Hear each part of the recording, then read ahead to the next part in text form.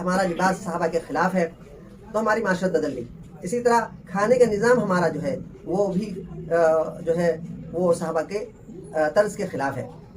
حضرات صحابہ کرام رضوان اللہ علیہم اجمعین کا کھانا سادہ ہوتا تھا اور 4 مسالے کے علاوہ کوئی 5واں مسالہ نہیں ملتا ہے. ہاں ایک مسالہ اور ملتا ہے لیکن اس کی روایت ایک ہے. 4 مسالے عام طور پہ استعمال ہوتے تھے: نمک، پیاز، لہسن، ادرک. یہ کھانوں میں. السلام علیکم ورحمۃ اللہ وبرکاتہ. وعلیکم السلام ورحمۃ اللہ وبرکاتہ.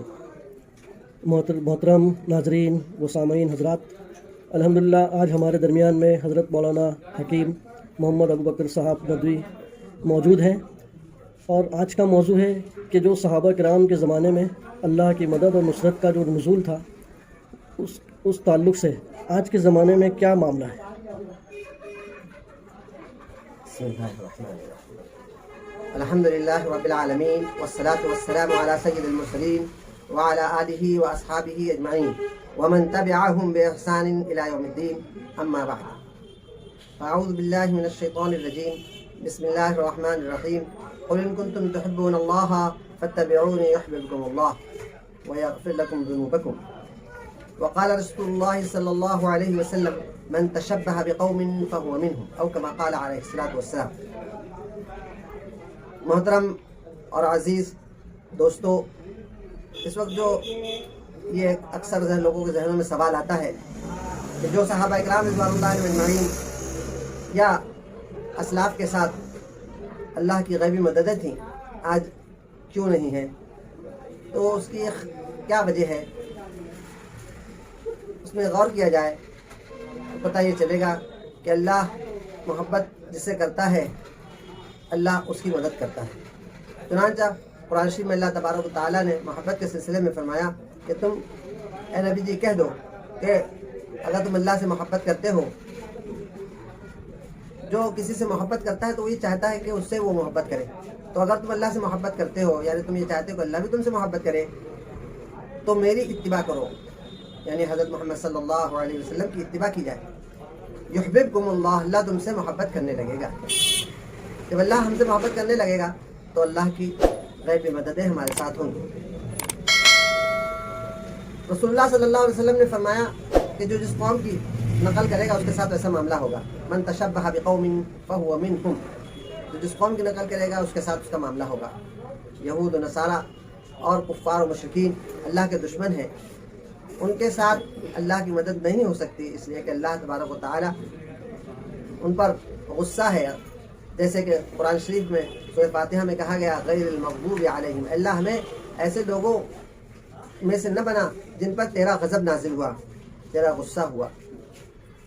تو ہم آج دیکھیں اپنی زندگی کو، عام زندگی ہماری غیروں کی نقل میں چل رہی ہے. ہماری زندگی ہر شعبے ہمارے غیروں کی نقل میں چل رہے ہیں. اگر ہم اپنے زندگی کے جتنے بھی شعبے ہیں اس میں حضرات صحابہ کی نقل کریں تو من تشبہ بقوم فہو منہم کے تحت جو جس قوم کی نقل کرے گا اللہ تبارک و تعالیٰ اس کے ساتھ ایسا معاملہ کریں گے. ہم صحابہ کی نقل میں اگر آ جائیں تو حضرات صحابہ اکرام رضوان اللہ علیہم اجمعین کی جس طرح مدد ہوتی تھی اس طرح مدد ہوگی. ایک موقع پر رسول اللہ صلی اللہ علیہ وسلم نے فرمایا کہ صحابہ اکرام سے کہ اگر تم دین کا 10واں حصہ چھوڑ دو گے تو تمہارے ساتھ اللہ کی مدد نہیں ہوگی. بعد میں آنے والی امت اگر دین کا 10واں حصہ کر لے گی تو ان کے ساتھ ویسی ہی مدد ہوگی جیسے تمہارے ساتھ ہوتی ہے. تو اب ہم کو چاہیے کہ ہم جتنے شعبے جات ہیں دین کے، زندگی کے، ان سب اس میں ہم حضرات صحابہ کی نقل کریں. اگر دیکھا جائے شعبے کتنے ہیں تو 10 ہیں، 5 انفرادی اور 5 اجتماعی. جو 5 انفرادی ہیں اس میں سب سے پہلا شعبہ ہے ایمان کا، دوسرا شعبہ ہے عبادات، تیسرا شعبہ ہے معاملات، چوتھا شعبہ ہے اخلاقیات، اور 5واں شعبہ ہے معاشرت، رہن سہن. 5 اجتماعی شعبے ہیں، یعنی پوری امت کو اجتماعی طور پر ان چیزوں پر کوشش کرنی چاہیے. اجتماعی شعبے ہیں، اس میں سب سے پہلی چیز ہے دعوت. دعوت ایک اجتماعی شعبہ ہے، اس کو قائم کرنا چاہیے. دوسرے عدالت، یعنی قرآن اور حدیث کی روشنی میں، صحابہ کرام رضوان اللہ علیہ مجمعین کے فیصلے کی روشنی میں ہمارا آپس کا جو نزاع ہے اور انتشار ہے اس کو عدالت کے، اسلامی عدالت کے ذریعے سے دور کیا جائے. مالیات یعنی اجتماعی مال کا خرچ. ایک ہوتا ہے انفرادی مال کا حاصل کرنا، اس کو خرچ کرنا، جو ایک انفرادی طور پر معاملات کے اندر آ جاتا ہے، خرید فروخت، رہن سہن اپنا جو ہے. اس کے علاوہ اجتماعی طور پر امت کا مال خرچ ہو، امت کو اجتماعی طور پر مالیات کا ایک شعبہ ہے جس کو بیت المال کہا جاتا ہے، وہ ہے اجتماعی شعبہ. اور پانچواں شعبہ ہے حکومت، یعنی احکام کا جاری کرنا. آج احکامات جو ہے اسلام کے خلاف جاری ہو رہے ہیں. تو یہ 5 شعبے ایسے ہیں جو اجتماعی طور پر مسلمانوں کو قائم کرنا چاہیے. کون کون سے؟ ایک ہے دعوت، عدالت، حکومت، مالیات، اور ایک شعبہ اور ہے گیا حفاظت. شعبہ حفاظت. شعبہ حفاظت میں یہ ہے کہ ہم اپنی حفاظت کا انتظام خود کریں. رات کو پہرےداری کا نظام ہونا چاہیے. یہ 5 شعبے اجتماعی ہیں اور 5 شعبے جو ہے وہ انفرادی ہیں. ایمانیات، ہر ایک کا عقیدہ صحیح ہو. عبادات، ہر ایک عبادات کے اندر اپنے انفرادی معاملات کو درست کرے. اور معاملات، مال کی کمائی اور اس کا استعمال صحیح ہو اس کا. اسی طریقے سے اخلاقیات، اخلاقی اعتبار سے ہر شخص جو ہے اعلیٰ درجے پر ہو. اور 5واں شعبہ معاشرت. معاشرت کہتے ہیں رہن سہن کو. ہماری رہن سہن جو ہے وہ حضرات صحابہ کرام رضوان اللہ علیہ مجمعین سے مشابہ ہو. اب یہ رہن سہن کے اندر خاص طور سے 2 چیزیں ایسی ہیں جن پر غیروں نے حملہ کر دیا ہے.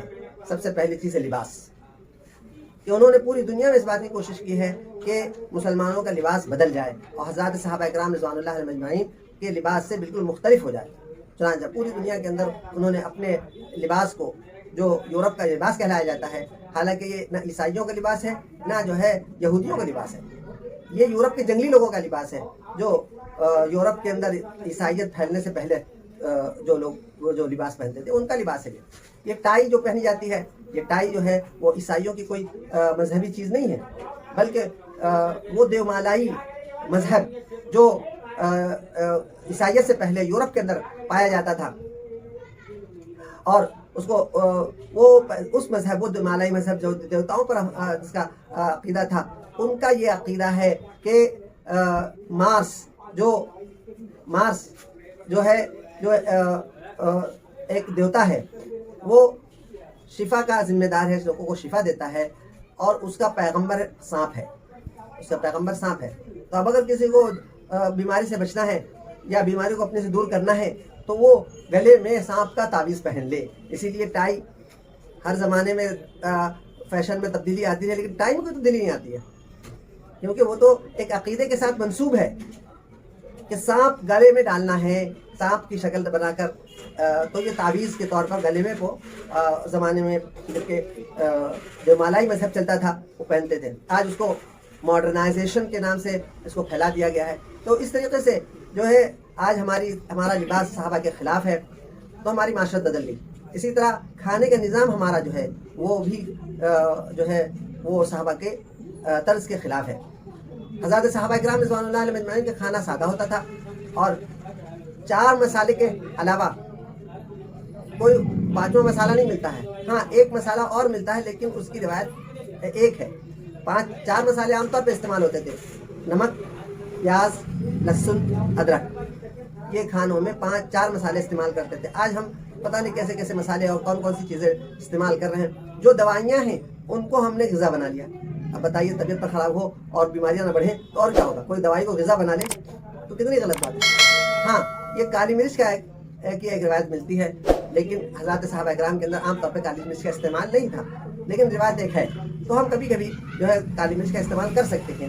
لیکن یہ 4 مسالے کے علاوہ جتنے اور مسالے ہیں یہ مسالے یا تو دوا ہیں یا تو زہر ہے.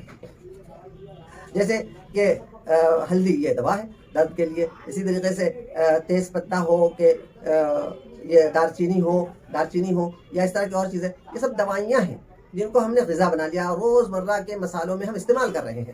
یہ تو موقع پر جب کہ اس کی ضرورت ہو اس وقت استعمال کرنا چاہیے. ہم نے اس کو غذا بنا لیا ہے تو ہماری صحت پر اس کا اثر پڑا. کوئی روزانہ دوا کھائے بغیر ضرورت کے تو اس کے اوپر اس کو تو اثر پڑے گا, اس کو سائڈ افیکٹ ہوگا ہی. اس لیے یہ 4 مسالے ہیں. اور زہر کے اعتبار سے مرچا زہر ہے.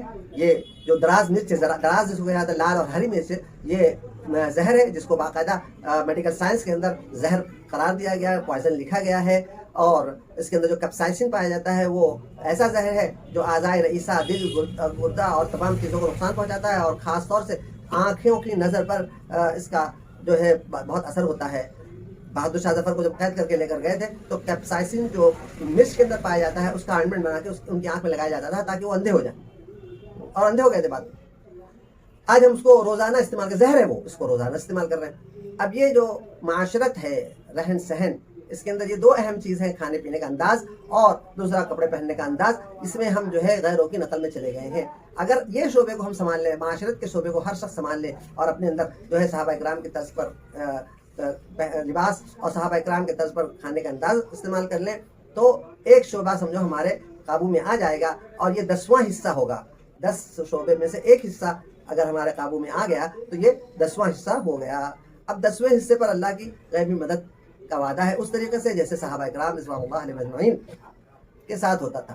تو یہ 2 چیزوں پر اگر مسلمان قابو پا لیں, اور یہی 2 چیزوں پر حملہ کیا ہے ہمارے دشمنوں نے کہ ہم جو ہے کھانے پینے کا انداز اور کھانے پینے میں ان کی نقل کریں, اور اس کے ساتھ ساتھ کپڑوں میں بھی ان کی نقل کریں. اس لیے پوری دنیا کے اندر انہوں نے فرنچائز کیا ہے, میکڈونلڈز, ڈومینوز, KFC اور سب ساری دنیا میں پھیلا دیا ہے, جس میں نہ صرف جو ہے یہ کہ کھانے ان کے انداز کے ہیں بلکہ حرام چیزیں بھی اس میں شامل ہیں, اور بلا تحقیق کہ ہم کھا رہے ہیں. اللہ کے نبی صلی اللہ علیہ وسلم نے فرمایا کہ اطب مطعمک, اپنے کھانے کو تم حلال بنا لو, تکن مستجاب الدعوتی, تو تمہاری دعائیں قبول ہوں گی. آج ہماری دعائیں قبول ہوتی ہوئی نظر نہیں آ رہی ہیں. اس کی وجہ یہ ہے کہ ہمارے پیٹوں میں حرام پہنچ چکا ہے, عام طور پر حرام پہنچ چکا ہے, اس لیے جو ہے دعاؤں کے اثرات نظر نہیں آتے ہیں. پھر ہمارے ایمان پہ کمزوری آ جاتی ہے کہ ہم نے اتنی دعا کی, ہماری دعا قبول نہیں ہوئی. اس کی وجہ یہی ہے کہ آج جو ہے نئی چیزیں کے نام سے, اور ہمارے بچوں کے کیڈبری اور ٹافی اور اس کے نام سے ہمارے بچوں کے پیٹوں میں پہلے سے حرام پہنچایا جا رہا ہے, اور پھر دوسری چیزوں کے ذریعے سے پزا اور برگر اور پتہ نہیں کیا کیا کے ذریعے سے ہمارے اندر جو ہے وہ ہمارے اندر جو ہے ہمارے پیٹوں میں بھی حرام جا رہا ہے. اس لیے اگر ہم ان دونوں چیزوں پر قابو پا لیں تو انشاءاللہ العزیز جو ہے اللہ کی مدد ہمارے ساتھ شروع ہو جائے گی.